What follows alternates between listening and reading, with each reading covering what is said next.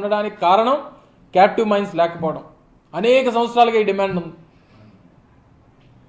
ఈరోజు కేంద్ర ప్రభుత్వం దగ్గర మైన్స్ డిపార్ట్మెంట్ దగ్గర మరో 200 సంవత్సరాలకు సరిపడేటువంటి raw material, iron ore raw material ఏదైతే ఉందో ఆ రా మెటీరియల్ 200 సంవత్సరాలకు సరిపడేటువంటి రా మెటీరియల్ ఈరోజు కేంద్ర ప్రభుత్వం దగ్గర ఉంది. మీరు ప్రైవేట్ ఇండస్ట్రీస్కి, ప్రైవేట్ కంపెనీలకి ఇచ్చేటువంటి రా మెటీరియల్, ఆ క్యాప్టివ్ మైన్స్ ఏవైతే ఉన్నాయో అవి స్టీల్ ప్లాంట్కి ఇవ్వాలన్నటువంటి డిమాండ్ ఈరోజు వైఎస్ఆర్ కాంగ్రెస్ పార్టీ కానీ కార్మిక సంఘాలు కానీ కోరుతూ ఉన్నాయి. వీటన్నిటికంటే మించి ప్లాంట్లో ఉన్నటువంటి భూములు ఏవైతే ఉన్నాయో ఈ భూములన్నీ కూడా గవర్నమెంట్ ఆఫ్ ఇండియా పేరు మీద ఉన్నాయి.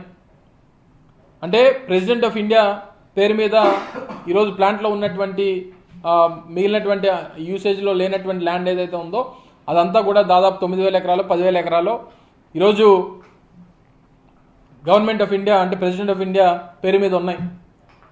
సో ప్లాంట్ డిమాండ్, ప్లాంట్లో కార్మికులు కానీ ప్రజలు కానీ వైఎస్ఆర్ కాంగ్రెస్ పార్టీ కానీ డిమాండ్ చేసేది ఏంటంటే ఆ గవర్నమెంట్ ఆఫ్ ఇండియా పేరిటే ఉన్నటువంటి ల్యాండ్ దాన్ని స్టీల్ ప్లాంట్ RINL పేరు మీదకి దాన్ని మార్చాలనేటువంటిది వైఎస్ఆర్ కాంగ్రెస్ పార్టీ కానీ కార్మికులు కానీ డిమాండ్ చేస్తూ ఉన్నారు.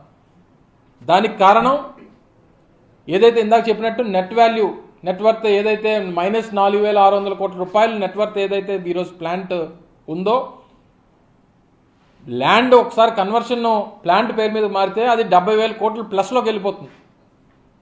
70,000 కోట్ల రూపాయలు ప్లస్లోకి ప్లాంట్ కన్వర్షన్ అయిన తర్వాత ప్లాంట్ వాల్యూ 70,000 కోట్లు ప్లస్కి వెళ్తే ఎవరి దగ్గరికి బతిమాలాల్సినటువంటి పని లేదు.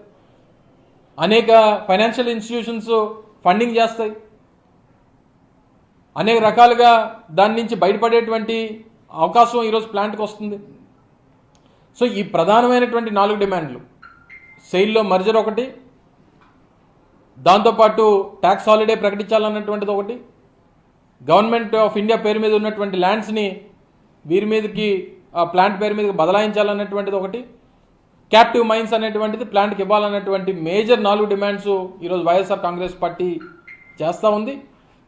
ఇవన్నిటి కూడా పరిగణలోకి తీసుకొని వీటన్నిటికన్నా మించి ప్లాంట్ ప్రైవేటైజేషన్కి సంబంధించినటువంటి స్టేట్మెంటు ఏదైతే గతంలో 2021లో నిన్న కుమారస్వామి గారు చెప్పారో, ఆ రోజు కేంద్ర ప్రభుత్వం 100% డిజిన్వెస్ట్మెంట్కి ఆ రోజు నిర్ణయం తీసుకున్నాం. సో దాని మీద ఆ రోజు నుంచి ఈ రోజు వరకు జరిగినటువంటి కార్యక్రమాలన్నీ వారు చెప్పారు. ఈ రోజు ఉన్నటువంటి పరిస్థితుల్లో ఈ 4 సంవత్సరాలు పూర్తవుతున్నటువంటి సందర్భంలో ఇప్పుడు ఇచ్చి ఒక ప్యాకేజ్ ఇచ్చి ఏదో చేతులు దులుపుకుంటే సరిపోదన్నటువంటిది వైఎస్ఆర్ కాంగ్రెస్ పార్టీ డిమాండ్ చేస్తూ ఉంది.